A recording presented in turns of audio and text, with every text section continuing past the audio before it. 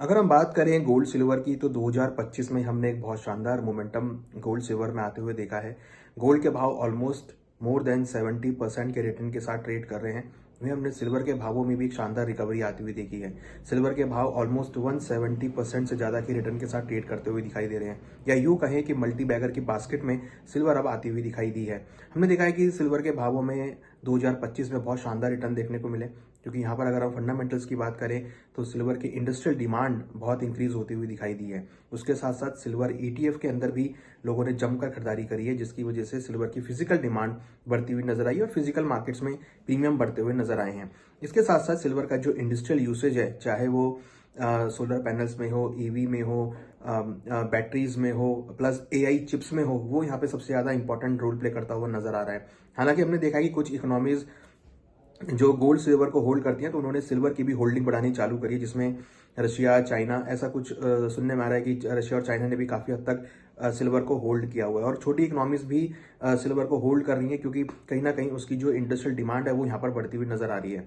Not only silver, अगर आप बाकी इंडस्ट्रियल मेटल्स को भी देखेंगे तो वहाँ भी हमने शानदार रिटर्न आते हुए देखे हैं। तो अगर हम कंपेयर करें गोल्ड और सिल्वर को, तो यहाँ पे गोल्ड के अंदर जहां सेफ हेवन डिमांड थी, सिल्वर में वहां पर सेफ हेवन डिमांड के साथ साथ इंडस्ट्रियल डिमांड भी देखने को मिली है।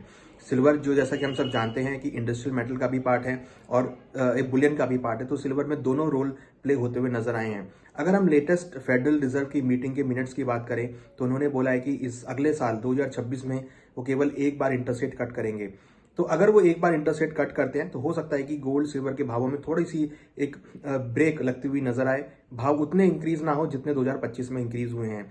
हालांकि जो जियो पॉलिटिकल टेंशंस है वो यहाँ पर सेफ हेवन डिमांड को रोल प्ले करती हुई नजर आ रही है। यूएस के डेटा जो कि खराब नोट पे आते हुए दिख रहे हैं, एक स्लो डाउन की सिचुएशन यूएस में होती हुई दिखाई दे रही है, चाहे वो लेबर मार्केट के रूप में हो, चाहे वो यूएस के इन्फ्लेशन के रूप में हो। तो हमने देखा है कि यूएस के अंदर भी स्लो डाउन का इशू आता हुआ दिखाई दे रहा है, जिसकी वजह से हमने देखा है कि गोल्ड की demand as a safe haven यहाँ पर आती हुई दिखाई दे रही है। इसके साथ साथ सिल्वर में भी एक सेफ हेवन डिमांड के तौर पर देखने को मिली है। इंडस्ट्रियल डिमांड भी यहाँ पर आती हुई दिखाई दे रही है। तो अगर हम बात करें 2026 के आउटलुक की, तो हमें लगता है कि गोल्ड सिल्वर के भावों में जो तेजी है वो यहाँ पे जारी रह सकती है।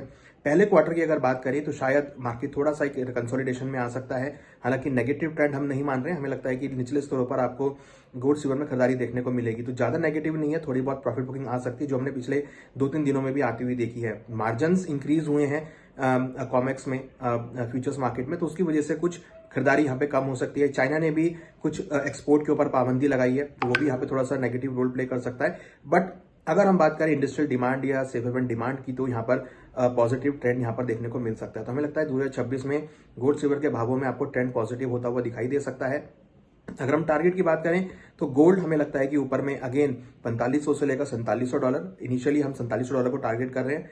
सिल्वर के लिए अगर हम बात करें तो हमें लगता है कि ऊपर में करीबन 80 से लेकर $100 के बीच का लेवल आपको देखने को मिल सकते हैं। हालांकि भी रिसेंटली $83 का लेवल टेस्ट किया है, तो हम टारगेट कर रहे हैं कि $100 तक के लेवल आपको 2026 में देखने को मिल सकते हैं। और जिस तरीके का डिमांड इंक्रीज हो रहा है, चाहे वो इंडस्ट्रियल मैटर के रूप में हो, चाहे ETF के रूप में हो, चाहे इंडस्ट्रियल के रूप में हो, चाहे सेफ हेवन के रूप में हो, वो सभी फैक्टर 2026 में भी गोल्ड सिल्वर को सपोर्ट करते हुए नजर आएंगे। डॉलर की जो वीकनेस है वो यहाँ पर सबसे ज्यादा रोल प्ले करेगी।